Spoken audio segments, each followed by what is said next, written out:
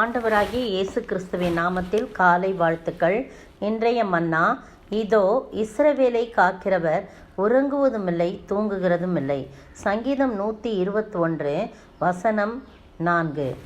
பாருங்க, சங்கீதக்காரனாகிய தாவீது தன்னுடைய ஆரோகண சங்கீதத்தில் சொல்லப்பட்டிருக்குது என்ன அப்படின்னு சொன்னால், இதோ இதோ இஸ்ரவேலை காக்கிறவர் உறங்குவதுமில்லை தூங்குறதுமில்லை. நமக்கு ஆணித்தரமாக சொல்கிறார், இஸ்ரவேலை காக்கிறவர் தூங்க மாட்டார், உறங்க மாட்டார். அவர் எப்போவுமே நம்மளை காக்கிறவர். அவர் நம்முடைய வலது பக்கத்தில் நமக்கு நிழலாக இருக்கிறார். பகலில் வெயிலாகிலும் இரவில் நிலவாகிலும் நம்மளை சேதப்படுத்தாது. அப்படியே நம்ம மேலேயே நோக்கமாக எப்போவுமே இருக்கிறாரு. கர்த்தர் நம்ம எல்லா தீங்குக்கும் விலக்கி காப்பார் அப்படின்ட்டு அந்த சங்கீதம் முழுது அழகாக சொல்லப்பட்டிருக்கு.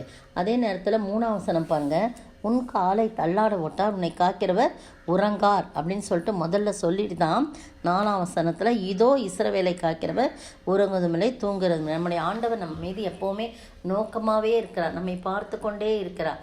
ஆனால் சில வேளையில் தூங்குகிறது போல இருந்தாலும் நம்முடைய விசுவாசத்துக்கு தான் அது சோதனை. மற்றபடி அவர் உண்மையாகவே அவர் தூங்குறதில்ல. உறங்காமலும் தூங்காமலும் இருந்து நம்மை காலையும் மாலையும் எல்லா வேளையிலையும் நம்மை பாதுகாக்கிற ஆண்டவராக இருக்கிறார். பாருங்கள், இஸ்ரவேல் ஜனங்களை வழி நடத்தும் போது பகலிலே மேக ஸ்தம்பத்திலையும் இரவில் அக்னி ஸ்தம்பத்தையும் வைத்து அவர்களை நடத்தி கொண்டே வந்தார். அவருக்கு தூக்கம் என்பதில்லை, பிள்ளைகளை பார்த்துட்டே இருக்கார். இதில் போய் ஏசாயால் சொல்லப்பட்டிருக்கு, உன் மதில்கள் எப்போதும் எனக்கு முன்பாக இருக்குன்னு சொல்லப்பட்டிருக்கு. அது மட்டும் இல்லை, ஸ்திரீயானவள் தன் கர்ப்பத்தின் பிள்ளையை மறப்பாளோ, அவள் மறந்தாலும் நான் மறக்க மாட்டேன்னு சொல்கிறார். இப்படிப்பட்ட ஆண்டவர் தூங்குவாரா உறங்குவாரா? அவர் ஒரு நாள் சாதாரணமாக சொல்லுவாங்க, தெய்வத்துக்கு கண் இல்லை அப்படின்னு சொல்லுவாங்க, ரொம்ப பாதிக்கப்பட்டவங்க. அப்புறம் சொல்லுவாங்க, அவர் என்ன பண்ணிகிட்ருக்கார், தூங்கிட்டுருக்காரான்னு சொல்லுவாங்க.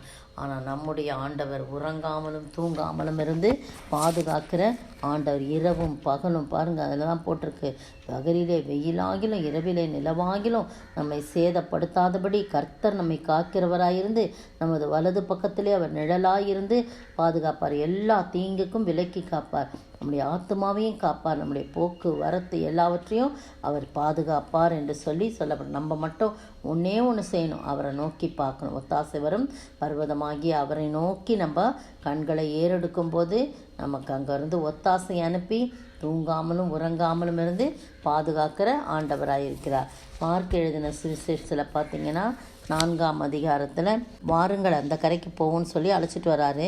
கப்பலில் போகிறாங்க. திடீர்னு பலத்த சுழல் காற்று உண்டாகி படகு நிரம்பத்தக்கதாக அலைகள் அது மேலே மோதிக்கிட்டு இருக்கு.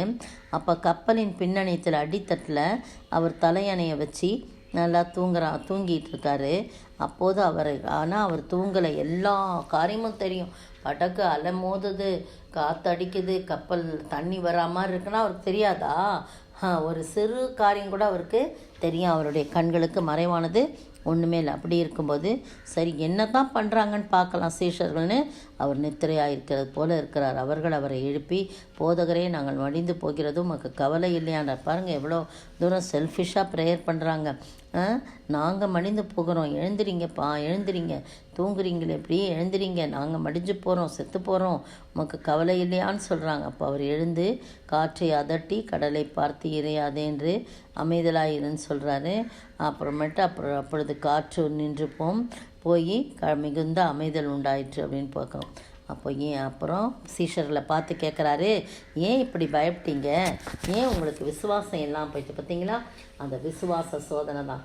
நான் உங்களை அக்கறைக்கு கொண்டு போய் சேர்ப்பேன்னு சொன்னேன்ல, கொண்டு போய் சேர்ப்பேன் தானே. நீங்கள் அந்த விசுவாசம் கூட உங்களுக்கு இல்லையா? காற்று அடித்தா என்ன, கடல் கொந்தளித்தா என்ன, கப்பலே கவிழ்ந்தாலும் என்ன, உங்களை நான் கொண்டு போய் அந்த கரையில் சேர்த்துற மாட்டேனா? நான் என் கூடவே இருந்து எல்லாத்தையும் பார்க்குறீங்களே அப்படின்ற எல்லா காரியங்களும் அதில் அடங்கி போயிடுச்சு. இன்னொரு போடப்பட்டிருக்கு இதே சம்பவம். அற்ப விசுவாசிகளை ஏன் பயப்பட்டீர்கள்? இதில் ரொம்ப இதெல்லாம் ஏன் இப்படி பயப்பட்டீர்கள், ஏன் உங்களுக்கு விசுவாசம் இல்லாமல் இப்படி சாதாரணமாக கேட்குற மாதிரி இருக்குது. இன்னொரு இடத்துல சொல்லப்பட்டிருக்கு, அற்ப விசுவாசிகளை ஏன் பயப்பட்டீர்கள் என்று சொல்லி தான் காற்றையும் கடலையும் அதற்றதை நம்ம பார்க்குறோம். இந்த அருமையான வேளையில் நம்முடைய ஆண்டவர் இப்படிப்பட்ட ஆண்டவர் இருக்கிறார் பாருங்கள். அந்த ஆண்டவரை நோக்கி நம்ம பார்ப்போமா? அவர் தூங்குறது போல இருக்கிறார், உறங்குவது போல இருக்கிறார். மற்றபடி அவர் உறங்க மாட்டார், அவர் தூங்க மாட்டார். நம் மீது எப்போவுமே நோக்கமாக இருக்கிற ஆண்டவராக இருக்கிறார். கப்பலின் அடி தட்டினில் அவர் காணாதவர் போல அயர்ந்தார். கப்பலின் அடி தட்டினில் அவர் காணாதவர் போல அயர்ந்தார். எழுந்து வந்தார், அதட்டி சென்றார், அக்கரை கடந்து சென்றன. எழுந்து வந்தார், அதட்டி சென்றார், அக்கரை கடந்து சென்றன. அப்புறம் போகிறவர் போல காணப்பட்டாலும் இயேசு, அப்புறம் போகிறவர் போல காணப்பட்டாலும் இயேசு என் மீது நோக்கமாயுள்ளா. உம் நினைவெல்லாம் அவர் அறிவா. உன் மீது நோக்கமாயுள்ளா, உம் நினைவெல்லாம் அவர் அறிவா. காக்கின்றவர், உருவாக்கின்றவர், தோளின் மேல் சுமக்கின்றவர்.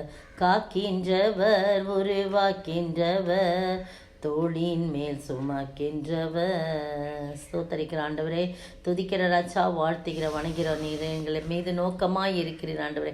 உன்னுடைய நினைவெல்லாம் அறிந்திருக்கிறீர் ஆண்டவரே. அப்பா, இதோ இஸ்ரவேலை காக்கிற உறங்குவதுமில்லை தூங்குறதுமில்லை. எத்தனை உண்மையான வார்த்தை ஆண்டவரே. அப்பா, எங்களை விசுவாச சோதனைக்கு உட்படுத்தும்படியாக சில வேளை தூங்குவது போல இருந்தாலும் ஆண்டவரே உடனடியாக வந்து செயல்படுகிற ஆண்டவரே.